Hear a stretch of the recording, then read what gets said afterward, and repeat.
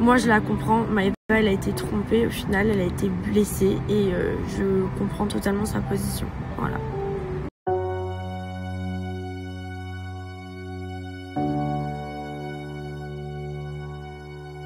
Trop envie de parler. Hier j'ai commencé à vouloir parler, puis je sais pas pourquoi mon téléphone il s'est coupé, il marchait plus, et après j'ai mis les stories, mais les stories elles se sont pas upload, donc du coup bah j'ai pas pu lire. Coucou les gars, j'espère que vous allez bien. J'ai pas trop pris mon téléphone depuis ce matin parce que voilà, il y a plein d'histoires qui me gonflent, donc du coup je fais pas grand chose et j'ai pas trop. Je vais quand même clarifier les choses concernant l'épisode du jeu des problèmes, même si moi je regarde pas, j'ai quand même reçu des extraits. J'étais je me souvenais même pas que j'avais juré sur la tête de ma mère, chose que je ne fais jamais, donc j'avais un peu honte. Mais par contre, ils ont bien coupé au moment où on me dit à plusieurs reprises, donc cette personne à qui je m'en suis pris me dit à plusieurs reprises, nique ta bip, t'es une bip. Donc oui, au bout d'un moment, quand à longueur de journée, parce que c'est pas du tout la première fois et toute la maison peut en témoigner, il n'y a pas qu'à moi qu'elle m'a dit ça, au bout d'un moment, moi je ne le supporte pas parce que elle a déjà fait ce qu'elle a fait avec Paga et au lieu de se faire petite, elle vient me voir et elle me dit espèce de bip, nique ta bip. Mais c'est normal en fait que je pète les plombs. Moi, ça n'a rien à voir avec Paga, là c'est personnel. Au bout d'un moment, quand j'ai une personne que elle ait essayé d'être avec Paga et ben au bout d'un moment on craque. Et moi je pense que ce jour-là j'ai craqué parce que ça faisait plusieurs jours. Je pense que les seules fois où je me suis exprimée, je l'ai expliqué en long, en large, en travers. Ça faisait plusieurs jours que je m'en prenais plein la gueule de sa part. Au lieu qu'elle se fasse petite, elle venait constamment essayer de me piquer. Bah là oui, j'ai pété un câble, j'ai craqué et c'est pas bien parce qu'au final, je me suis rabaissée à son niveau, chose que j'aurais jamais dû faire. Mais quand on est enfermé une fois de plus dans une maison et qu'il y a une personne s'amuser à essayer de te faire péter les plombs, comme vous l'avez vu au dîner dans les airs, etc., etc. Au bout d'un moment, oui, j'aurais pas dû péter les plombs et j'aurais dû prendre du recul. Et d'ailleurs, je vous conseille de faire la même chose quand ça vous arrive. Ça sert à rien. Il y a des personnes qui savent se taire au bon moment parce qu'elles calculent tout et tant mieux pour elles. Et il y a d'autres personnes qui sont spontanées et qui donc du coup, eh bien, font un peu tout et n'importe quoi, que ça soit dans telle ou telle condition et ça donne ça. Voilà, c'est comme ça, on n'est pas parfait. Ces derniers temps, il y a beaucoup de personnes qui me demandent qu'est-ce qui s'est passé pendant le séjour à Dubaï, parce que Maëva et moi, on ne s'est pas trop capté. Et en fait, la raison fait qu'il y a eu une grosse embrouille, un gros quiproquo. C'est-à-dire moi, quand je suis arrivée, j'ai voulu voir ma copine Marie et je suis partie voir du coup ma copine Marie à un dîner où il y avait Greg, Paga et leur ami Cédric.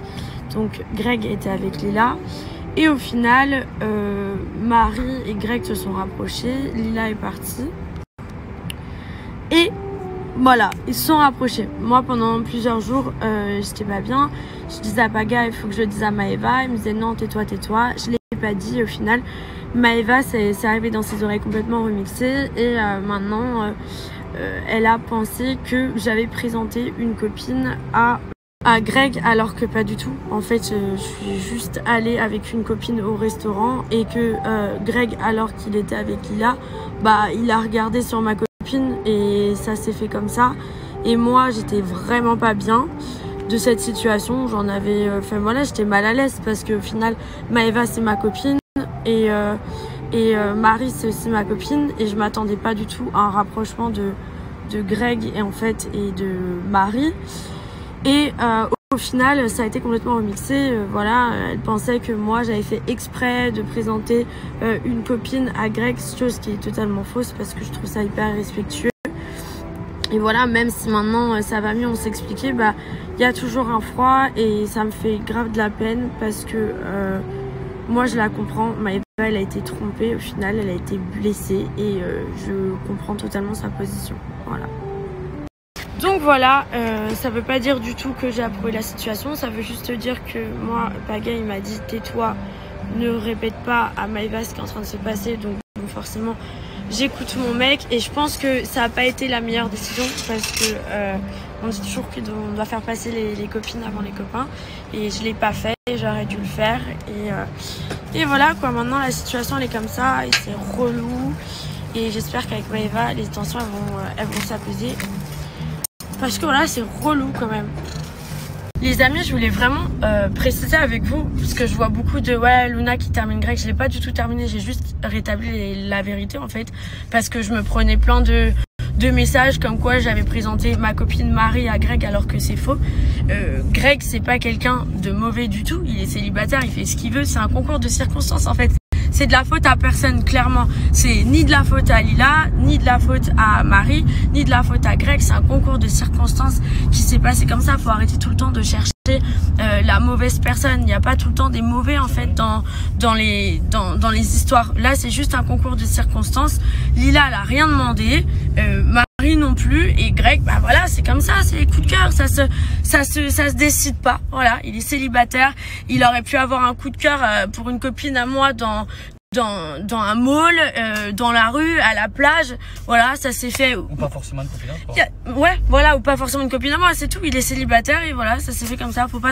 Et bébé, vous comprenez bien que c'est le frère Apaga et que donc du coup c'est aussi quelqu'un que j'apprécie. En aucun cas je voudrais le descendre. J'ai juste voulu rétablir les vérités et maintenant elles sont rétablies par rapport à Maëva, parce que moi ça me fait de la peine avec tout ce qui se passe de me retrouver entre les deux. Et voilà, maintenant c'est fait et puis voilà, bonne soirée les gars. Bon les fratés, les fratounettes, je prends mon téléphone, vous le savez que je le fais très rarement puisque j'aime pas trop parler sur les réseaux.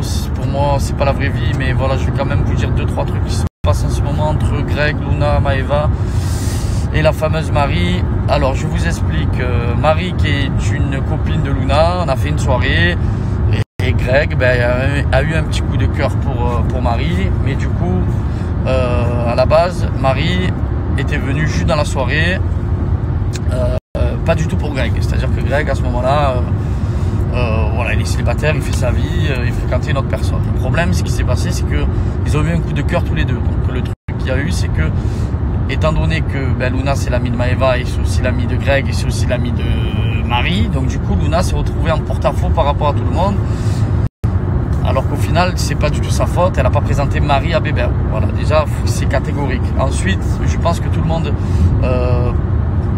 est assez grand, et surtout célibataire. Greg il a de compte à donner à personne et vice versa, que ce soit Maëva et patati patata. Voilà, Luna elle a fait juste cette story, pas pour enfoncer Greg, bien au contraire, juste en gros pour faire sortir la vérité, parce que Luna recevait des messages de tout le temps, oui tu as présenté Marie à Greg, alors pas du tout, elle n'a pas présenté Marie à Greg, et si vous voulez savoir même la suite, à la base elle a fait venir Marie par rapport à Cédric. Donc voilà, la vraie histoire elle est là. Donc chacun est libre de faire ce qu'il veut.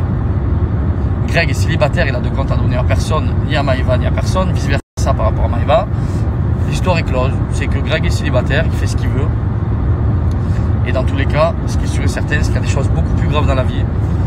Il y a des personnes qui sont malades, il y a des personnes handicapées, il y a des personnes qui ne gagnent pas de sous, qui se lèvent tous les matins pour aller travailler. Je respecte ces personnes-là et j'en ai rien à foutre en gros de ces histoires.